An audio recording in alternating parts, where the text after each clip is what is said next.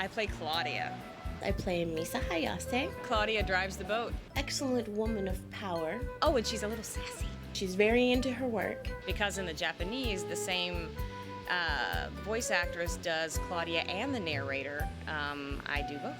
She really cares about her friends, and she really cares about her coworkers, and she really cares about somebody else.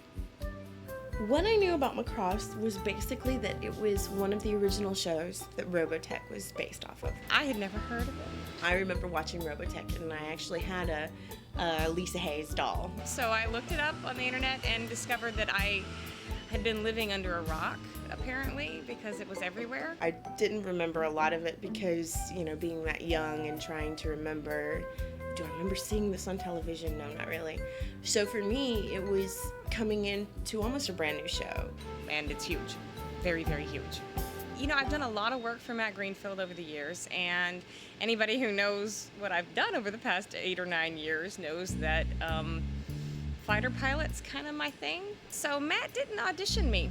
He just said, come on and do this. I was actually at a convention in Las Vegas, and I got a call from Paul, who does our scheduling, and he said, I need you to come in as soon as you get back from Vegas. We came straight to ADV, and I was handed this piece of paper by Matt, and he's like, okay, well, you're going to read this, and it's for Macross, and you're going to be this, strong voice. And I was like, what am I doing? I have no idea. And he said, oh, you're playing Misa Hayase in Macross. And I was like, oh, great. It is really cool. I mean, you definitely know when you're recording that you're doing something important. And then he explained to me, okay, well, this is the show that Robotech came from. And I was like, oh, well, I'm very familiar with Robotech.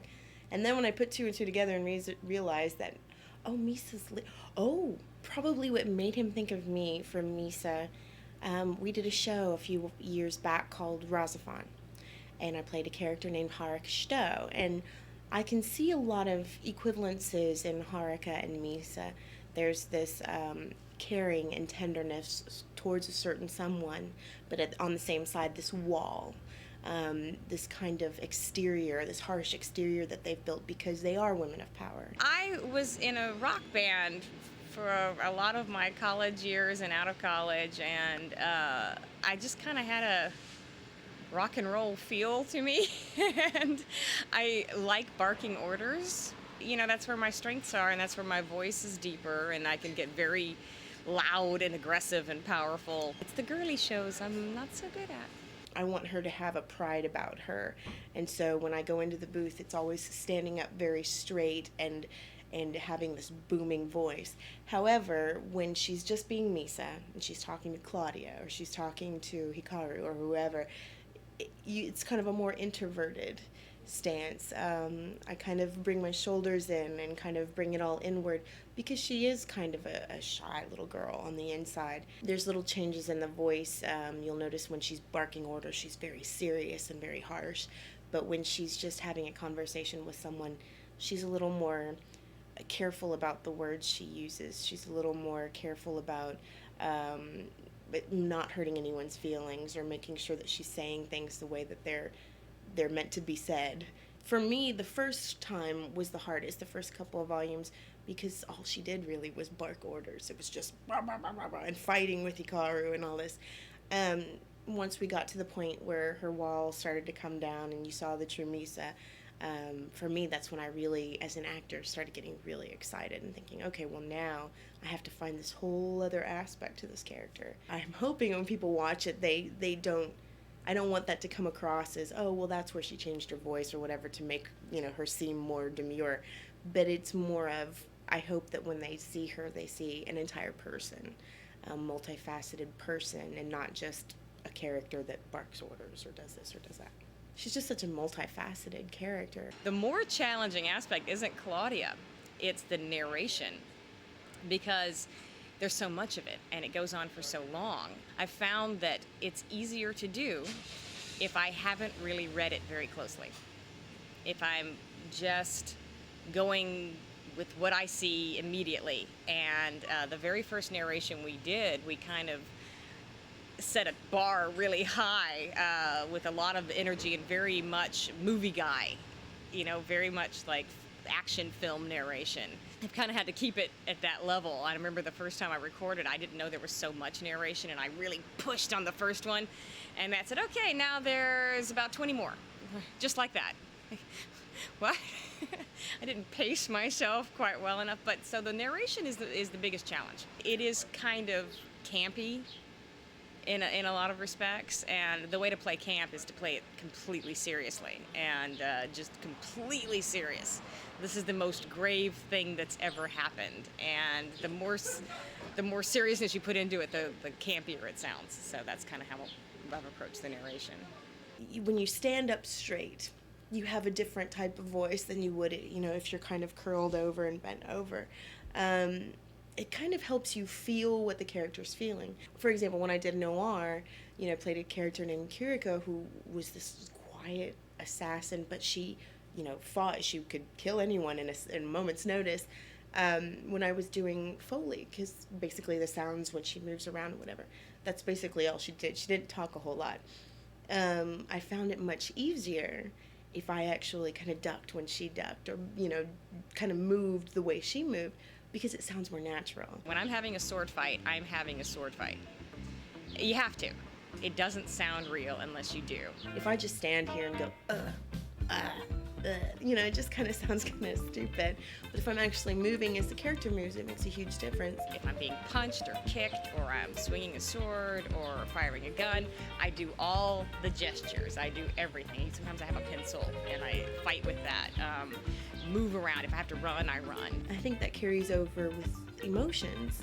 If you have a character that's very proud and you bring everything from your chest, it really makes a difference on the way the character sounds. Whereas if you have someone that's shy or introverted, they're a little more quiet. The good thing about Misa is I get to do both. She gets to be this, loud and strong female, and then 5 seconds later, she's protecting her heart, and she's kind of introverted and quiet, and it does make a huge difference. And I think a lot of people would be surprised if they came in and watched, because you don't expect that. We move like crazy people, jumping up and down. The trick is you can't move your head. It's a small booth, microphone here, very limited range. You've got a cone that you have to stay in, so you're doing all this stuff with your head still where it should be. I've been doing this for 7 years now. I'm ancient. I guess I'm considered one of the veterans because I've been doing it since 1998. Back when I first started, dubbing wasn't cool. In fact, we got a lot of hostility toward the dub tracks, and since then it's changed entirely. Now it's become a very accepted way to watch anime. Jason Douglas, one of the other voice actors here, and I were friends. We'd been doing theater together forever, and he basically said, you need to think about doing this. I was like, oh no, I've never done anything professional like that before. No, I can't do it. I was in a theater group with Amanda Wynn and Brett Weaver, old names that anime fans will know, and they were working at ADV. So I said, well, I'm a working actor and I need to have work and they pay, so I'm going to see if I can get an audition. And it just so happened they were having open auditions that weekend, and I went, and it just kind of happened. I sent in my voice tape and heard nothing at all. About 6 months later, I sent another one. Nothing. So about 3 months later, I sent in another one, and then waited and waited and waited, and I guess about a month later, Matt Greenfield called me and said he'd found my first voice tape in a filing cabinet that he was cleaning out. And he listened to it, and there was a song on the back of it, and he was gearing up to do Bubblegum Crisis. And the song was a rock and roll song, and the character that I ultimately auditioned for in Bubblegum is in a rock band. I didn't expect to do it. I just kind of fell into it, but now this is what I do. This is my job, and this is my career, and I absolutely adore it. I love it. You know what's most rewarding about being a voiceover actor? There are days when you just don't feel like looking that good. And when you're an actor on camera, you can't have those days. And being a voiceover artist, I can work regularly and not have to look good. For me, probably the most rewarding part is being able to take a character that, yes, someone else has already done, but at the same time being able to put your spin on things. It's kind of like a puzzle. It's saying, okay, well, I don't want to stray too far from what the Japanese have done, but at the same time I have to make this character my own person. What's rewarding is at the end of the day, when it's all over, when you get to the end of the series or the end of the episode or whatnot, and you feel that character, you can kind of sense the emotions and the feelings of that character. That's kind of when I know that, okay, I've done my job. I've done what I needed to do. And especially at the end of the show, when you have to let that character go, and it hurts. It's actually kind of painful. It's like giving away a little part of yourself. To me, as it may sound sad, but that's the rewarding part. It's like, I actually put so much of myself into it that at the end of the day, it was painful to let it go. My number one goal when I go into recording session is to have fun.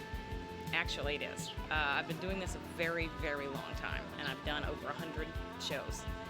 And if you're having fun, if you're really getting into the artistic side of the work, it sounds so much better.